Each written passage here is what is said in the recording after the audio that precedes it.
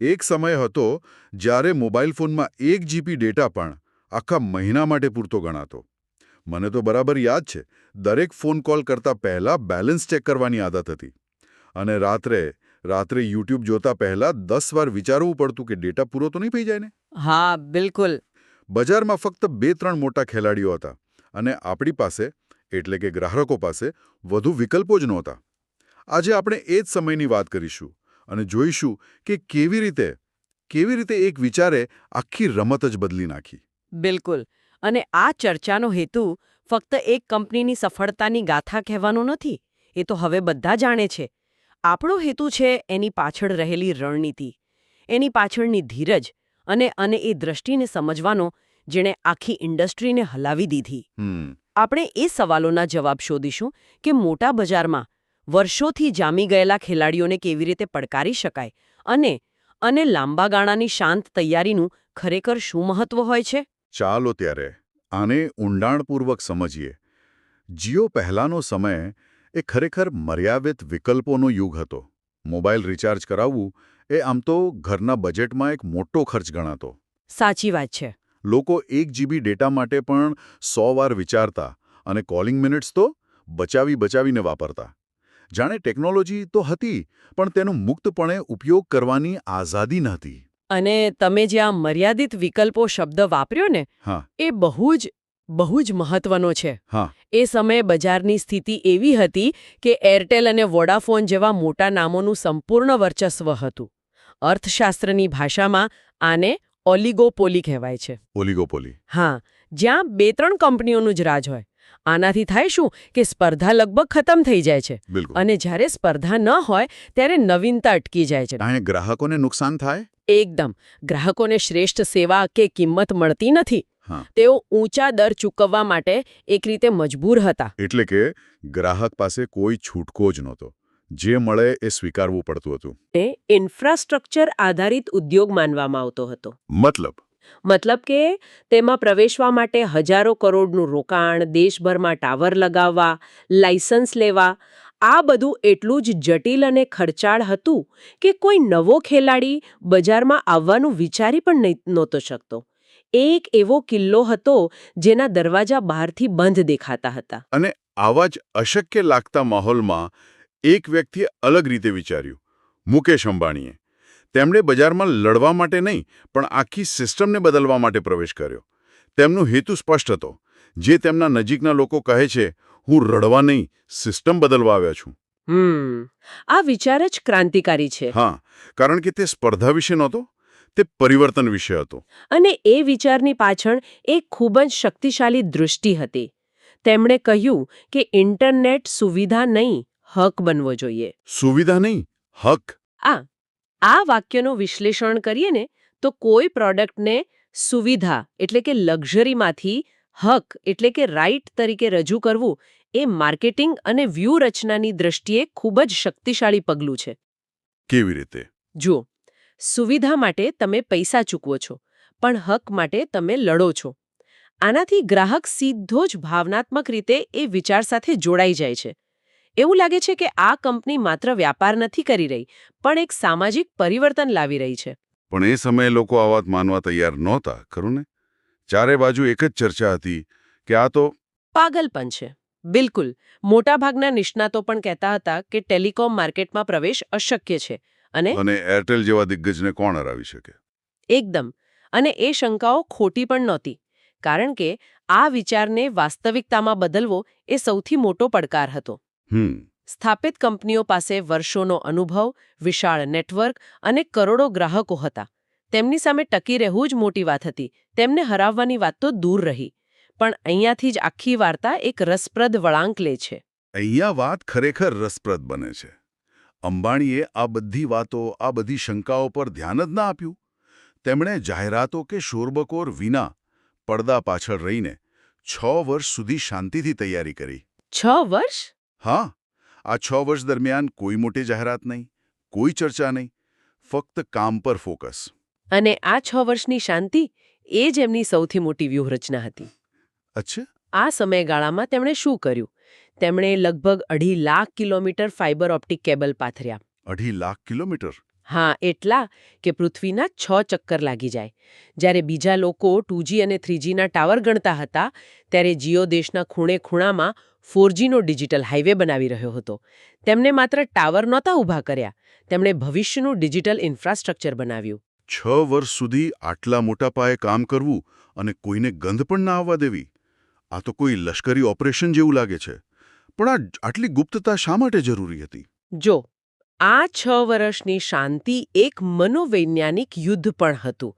સ્પર્ધકોને અંદાજ તો હતો કે કંઈક મોટું થઈ રહ્યું છે, પણ શું અને કેટલું એની કોઈને ખબર નહોતી. હા, બજારમાં અફવાઓ ચાલતી, પણ કોઈ નક્કર માહિતી નહોતી. આ અનિશ્ચિતતાએ સ્પર્ધકોને કોઈ મોટી વ્યૂહરચનાત્મક ચાલ લેતા રોકી રાખ્યા. એટલે કે એ લોકો રાહ જોતા રહ્યા. હા, તેઓ વિચારતા રહ્યા કે જોઈએ તો ખરા શું કરે છે. તેઓ રાહ જોતા રહ્યા અને જીઓએ એ જ સમયનો ઉપયોગ પોતાનો કિલ્લો મજબૂત કરવા માટે કર્યો. જો તેઓ પહેલેથી જ જાહેરાત કરી દેત તો સ્પર્ધકો સાવધાન થઈ જાત. અને પોતાની રણનીતિ બદલી નાખત. બરાબર. એટલે કે જ્યારે બીજા લોકો ચર્ચા કરી રહ્યા હતા કે શું થશે, ત્યારે તેઓ અંદરખાને આખી રમત બદલવાની તૈયારી કરી રહ્યા હતા. આ તો કોઈ યુદ્ધની તૈયારી જેવું જ છે, જ્યાં દુશ્મનને ખબર જ નથી કે હુમલો ક્યાંથી અને કેટલો ભયંકર થવાનો છે. બિલકુલ. સ્પર્ધકો પોતાની જૂની રમતમાં જ વ્યસ્ત હતા. કોલ રેટ થોડા ઘટાડવા, 100 MB ડેટા મફત આપવો વગેરે. તેઓ એ જ નિયમોથી રમી રહ્યા હતા જે વર્ષોથી ચાલતા હતા. તેમને અંદાજ જ નહોતો કે કોઈ એવો ખેલાડી આવી રહ્યો છે જે આખી રમત પુસ્તિકા જ ફાડીને ફેંકી દેશે. આ ધીરજ અને ગુપ્તતાનું ઉત્તમ ઉદાહરણ છે. અને પછી 6 વર્ષની એ લાંબી અને શાંત તૈયારી બાદ જીઓ બજારમાં આવ્યું.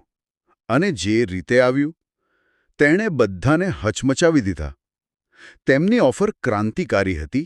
જીવનભર માટે મફત વોઇસ કોલિંગ. મફત કોલિંગ? હા, અને અત્યંત સસ્તો 4G ડેટા અને હાઈ સ્પીડ ઇન્ટરનેટ.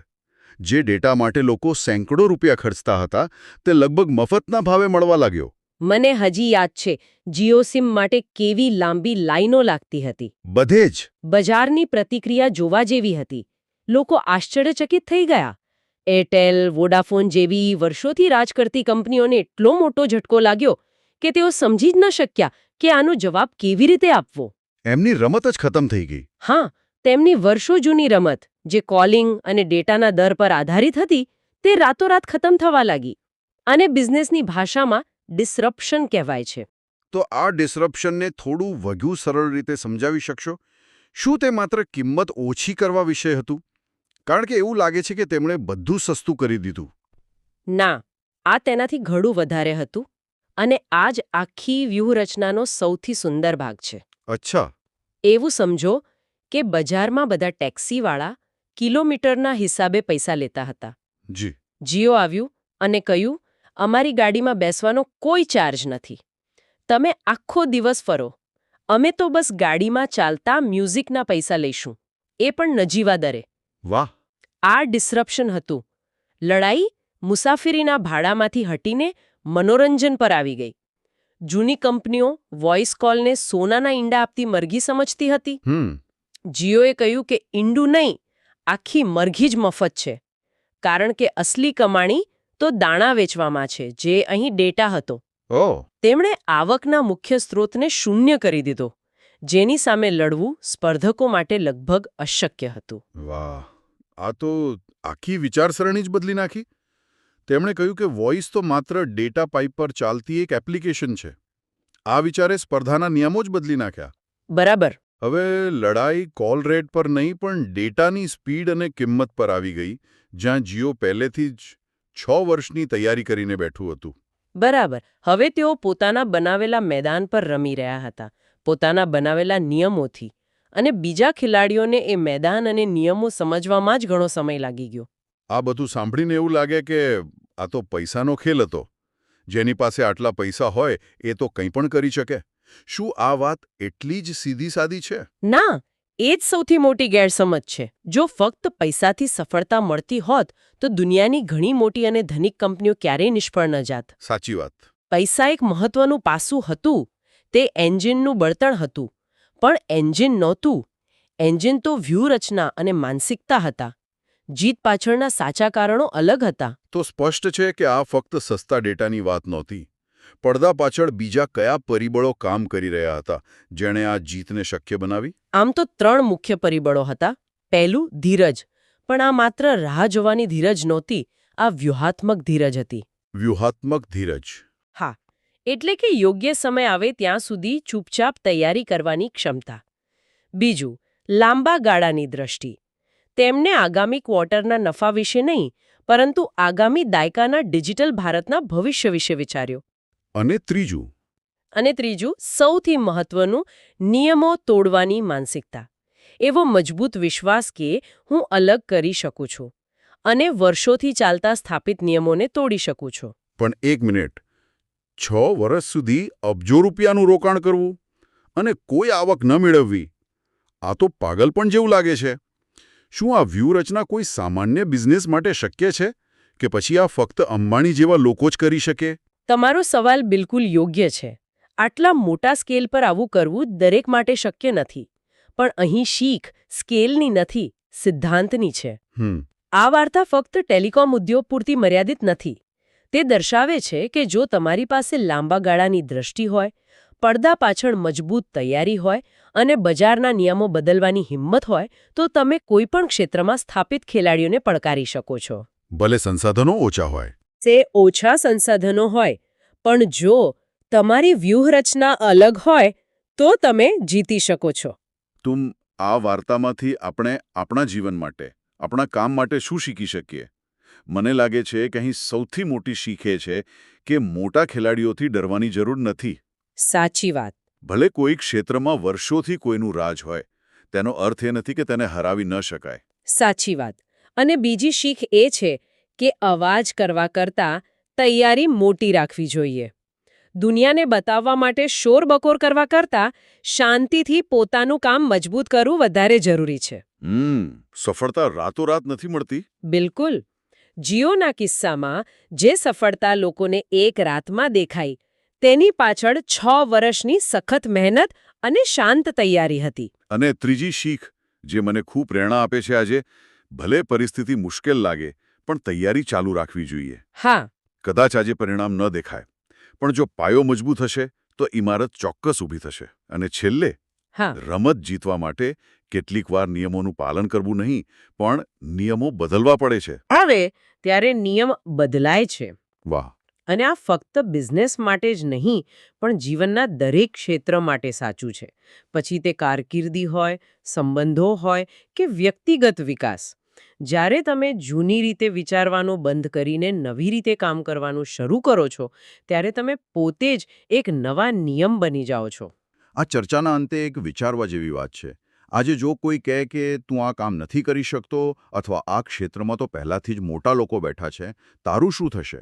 તો જીઓની આ વાર્તા યાદ રાખજો. શાંત રહીને તૈયારી કરો, કોઈને ખબર ના પડે એ રીતે પોતાનું કામ કરો, પોતાની શક્તિઓ બનાવો, પોતાની રણનીતિ ઘડો અને એક દિવસ એવી રીતે સામે આવો કે આખી રમત બદલાઈ જાય.